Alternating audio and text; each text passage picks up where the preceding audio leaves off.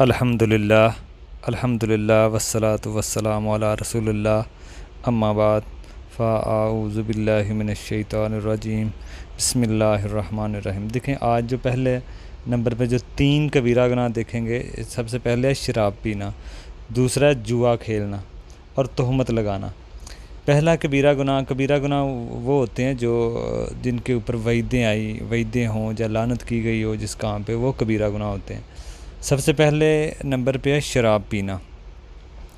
شراب شریعت کی اصطلاح میں شراب وہ چیز ہے جس میں نشہ ہو، جس سے عقل ماری جائے، ٹھیک ہے نا۔ دیکھیں اللہ تعالیٰ نے جو اللہ تعالیٰ کی جو بڑی ہمیں جو اللہ تعالیٰ نے نعمت دی ہے وہ عقل ہے۔ عقل سے ہی ہم حق اور ناحق کا فیصلہ کرتے ہیں، معلوم کرتے ہیں۔ تو شراب پینے سے یہ چیز ختم ہو جاتی ہے، عقل ماری جاتی ہے، ٹھیک ہے نا۔ شراب پینے والا، پلانے والا، بنانے والا سب پہ لعنت کی گئی ہے، سب ملعون ہے۔ تو دیکھیں شراب سے محرم رشتے اس کی بھی بندہ تمیز نہیں کرتا، یہ ایک ایسا شیطانی اور گندا کام ہے شراب۔ صحابہ کرام کے بارے میں آتا ہے کہ جب ان کے سامنے شراب کے نقصانات بیان کیے گئے تو ان کے پاس جتنی شراب تھی انہوں نے پھینک دی، حتیٰ کہ جو شراب ان کے وہ پی رہے تھے منہ میں تھی وہ بھی پھینک دی، ٹھیک ہے نا۔ تو اسی طرح جو لوگ شراب پیتے ہیں ان کے اوپر کوڑے بھی برسائے جائیں گے جو شرعی حد ہے، اور 2-3 وقفہ سے اگر وہ باز نہ آئے، 2-3 دفعہ ان کو باز کیا جائے گا۔ شرعی حد یہی ہے کہ کوئی شرابی ہے وہ شراب پیتا ہے، اسے 2-3 دفعہ منع کیا جائے گا۔ 2-3 دفعہ اگر وہ باز نہ آئے پینے سے، پھر بھی پیتا ہے 2-3 دفعہ سے زیادہ، اس کا عادی بن گیا تو اسے قتل کر دیں، یہ بھی ایک شرعی حکم ہے۔ قتل کرنے کا بھی حکم ہے جو مسلسل ایک عادی بن جاتا ہے۔ تو مثال اگر کوئی 4 دفعہ شراب پیتا ہے پکڑا جائے تو اسے قتل کر دیا جائے گا، پہلی دفعہ کوڑے لگائے جائیں گے، ٹھیک ہے نا، 80 کوڑے لگائے جائیں گے جو شراب کا عادی ہے۔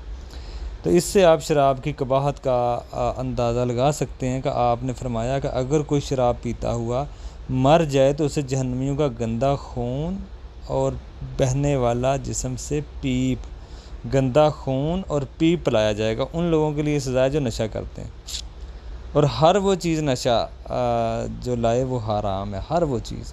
یہ نہیں ہے کہ بعض لوگ کہتے ہیں جی چرس ہے، گردہ ہے یا فیم ہے، ہیروئن ہے، اس طرح کی جو نشے آور چیزیں ہیں، یہ اس میں وہ نہیں ہے جیسے شراب کا نس قطعی سے شراب حرام ہے، اور یہ چیزوں کا نس نہیں ملتی۔ دیکھیں نش نہ بھی ملے اگر کسی چیز کا، لیکن شرعی اصول تو بتا دیا گیا نا۔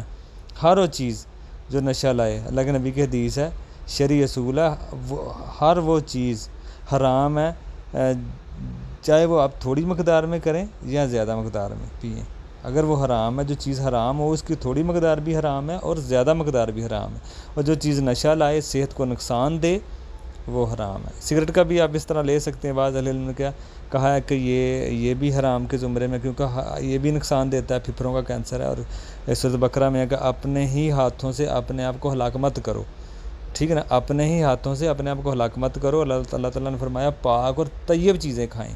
تو یہ تو پہلا گناہ ہے، کبیرہ گناہ جو انسان نشہ کرتا ہے۔ دوسرا کبیرہ گناہ ہے جو جوا کھیلنا، جو تمام حکومتوں نے اپنے اوپر حرام قرار دیا۔ جوا کیا ہے؟ وہ پیسہ جو انسان بغیر محنت اور کوشش کے حاصل کر لے، وہ جوا ہے، دماغی ہوشیاری سے یا تیزی سے، صفائی سے، جیسے بھی وہ۔ تو یہ جو دیکھیں جوا ایسا ہے جو بڑے سے بڑے خاندان اس سے برباد ہوتے ہیں، بلکہ بندہ اپنے آپ کو بھی جوے میں ہار جاتا ہے اور اپنی بیوی بچوں کو بھی ہار جاتا ہے۔ تو یہ جوا ہر شکل میں حرام ہے، جوا ایک بڑا گندا اور شیطانی کام ہے۔ شراب اور جوا یہ بہت گندے کھیل ہیں، شیطانی کھیل ہیں۔ اگر کوئی شخص صرف یہ کہے کہ آؤ جوا کھیلیں، اگر وہ کھیلتا نہیں ہے وہ بھی گناہ گار ہے۔ جوئے میں لوگ ایک دوسرے کو قتل بھی کر دیتے ہیں، تو یہ دوسرا کبیرہ گناہ ہے۔ تیسرا کبیرہ گناہ ہے کہ پاک دامن عورتوں پہ زنا کی تہمت لگانا۔ ایک مسلمان کی ایک دوسرے کی عزت، مال، خون ایک دوسرے پر حرام ہے۔ اسی طرح کسی کا مذاق اڑانا، کسی کی عزت اچھالنا یہ گناہ ہے۔